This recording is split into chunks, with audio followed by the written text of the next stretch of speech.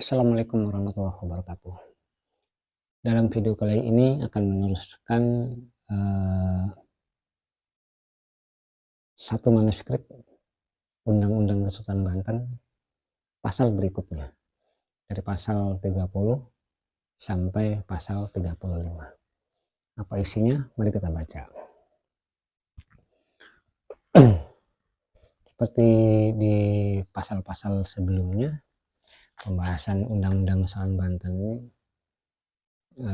saya hanya berbagi informasi, mudah-mudahan bermanfaat untuk kita semua. Nah, ini pasal mengenai, kayaknya isinya ini berbicara tentang bangsa asing yang tinggal di Banten. Kalau sekarang apa ya, imigrasi ya. Nah pasal 30 saya bacakan teksnya.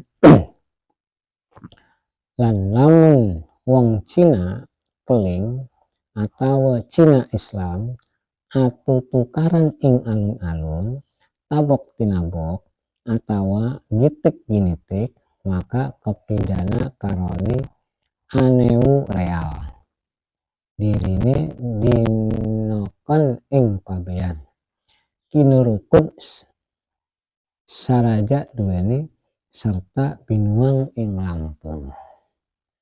Jadi artinya, lan lamun anu wong Cina, jika ada orang Cina keling ini Sri Lanka, terus Bangladesh, jadi pinggiran-pinggiran sampai ke India.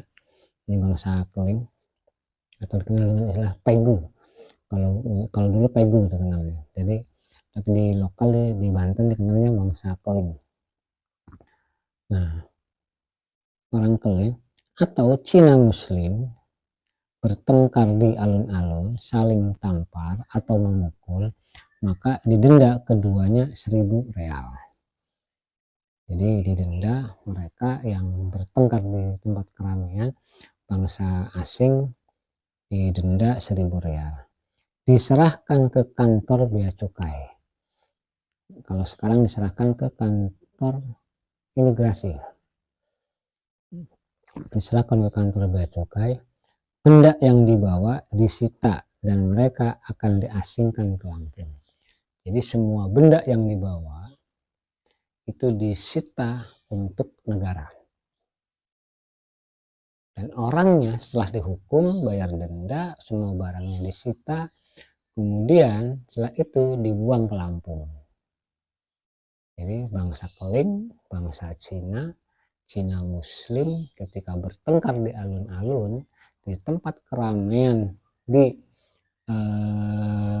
Sorosoan, maka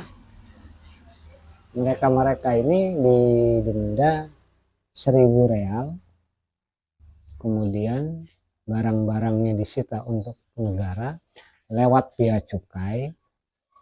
Nah, nanti orangnya ini, pelakunya ini dibuang ke Lampung. Itu hukumannya di pasal 30 tentang bangsa asing yang melakukan kekacauan di wilayah kota Sorosoan. Nah, pasal berikutnya apa ini? Pasal berikutnya itu, dan lamun pedang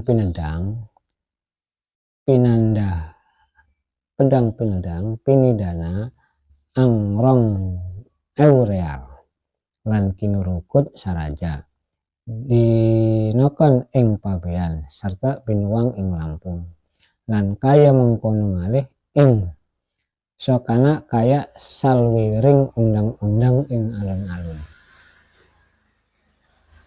Jadi, dan jika terjadi kembali pertengkaran, jadi setelah terjadi sudah dihukum, kemudian terjadi yang kedua kali pertengkaran di alun-alun, di tempat keramaian dan di wilayah kota Sorosoan, maka akan didenda 2.000 real. Jadi yang pertama 1.000, yang kedua itu 2.000 real. Terus semua benda segala macamnya akan disita lewat pabean.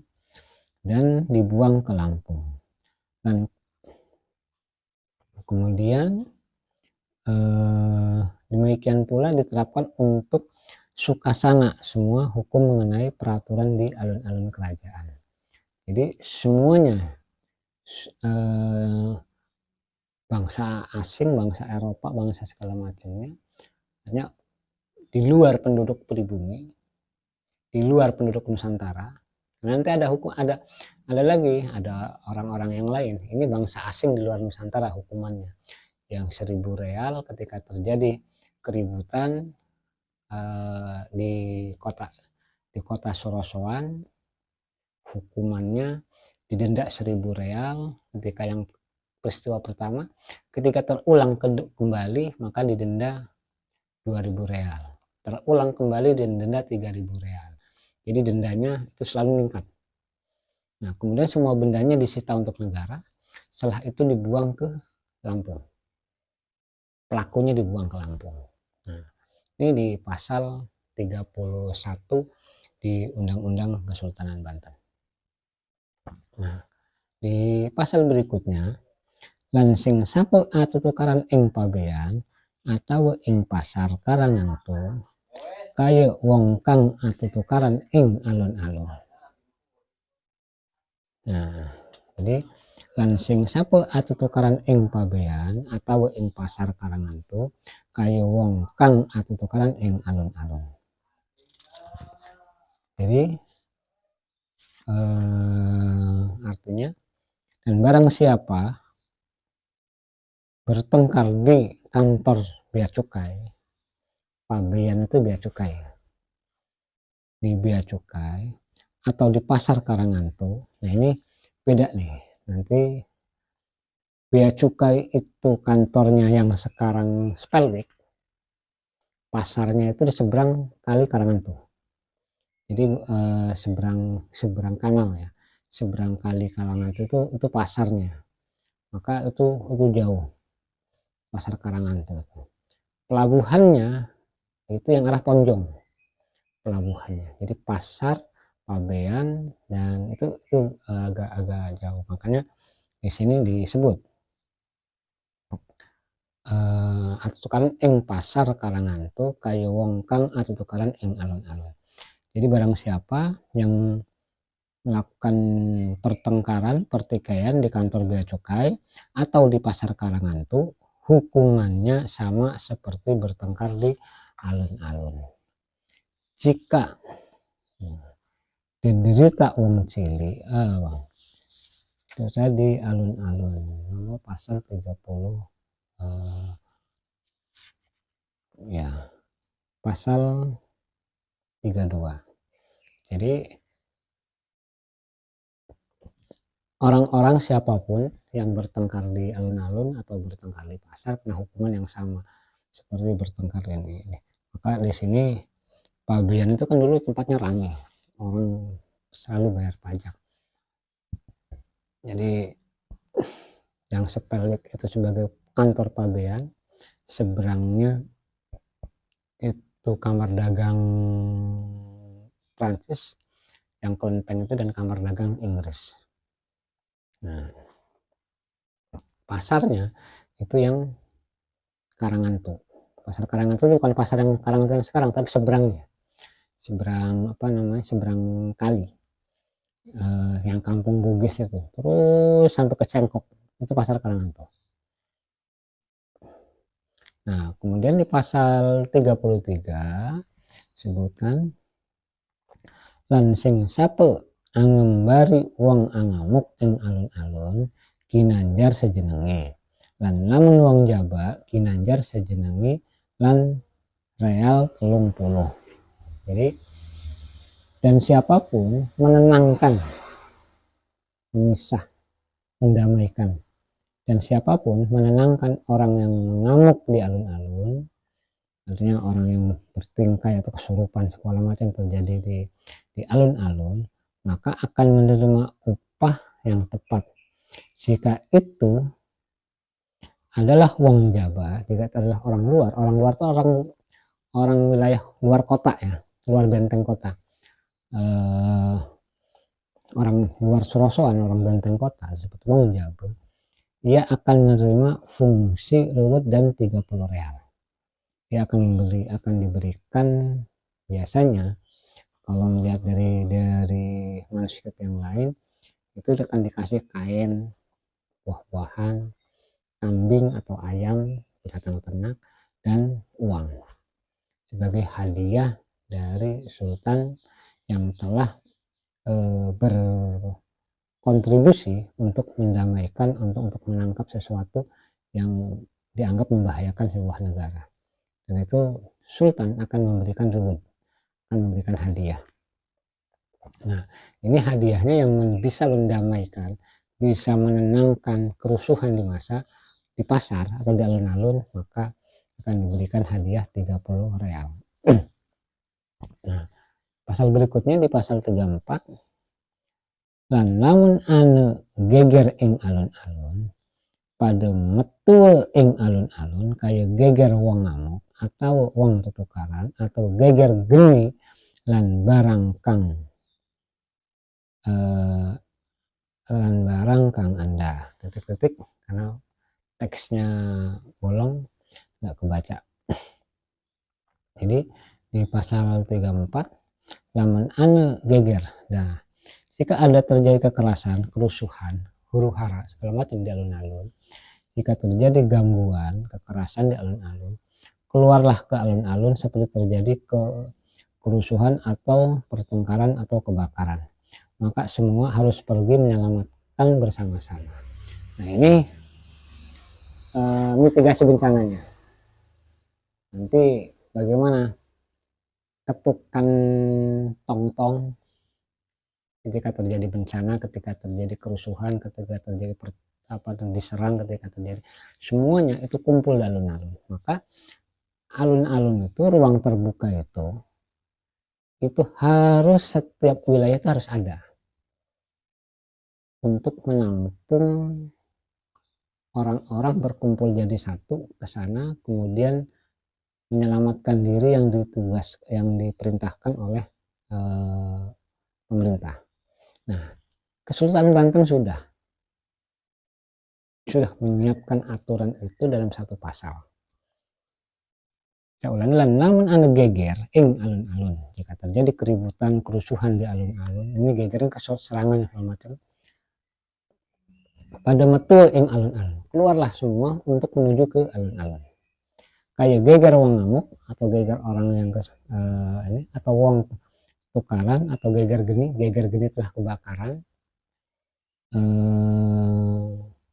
dan barang kang anda. Nah, ini semuanya harus siap alun-alun. Nah, sekarang posisinya kan setiap kampung dulu pasti ada halaman luas, ada di Ngopi Meja Bundar, kampung itu biasanya punya halaman luas. Halaman luas itu posisinya untuk mengumpulkan ketika terjadi bencana, semua akan kumpul satu titik di situ sebagai titik kumpul. Nah, ketika titik kumpul itu kemudian diarahkan untuk mengungsi ke tempat yang lebih aman yang sudah disiapkan. Dan biasanya daerah yang sudah disiapkan untuk tempat pengungsian itu sudah tersedia lumbung yang isinya padi, nasi aking, asam, garam, itu sudah tersedia. Terus cabai bubuk yang ditaruh di bumbung.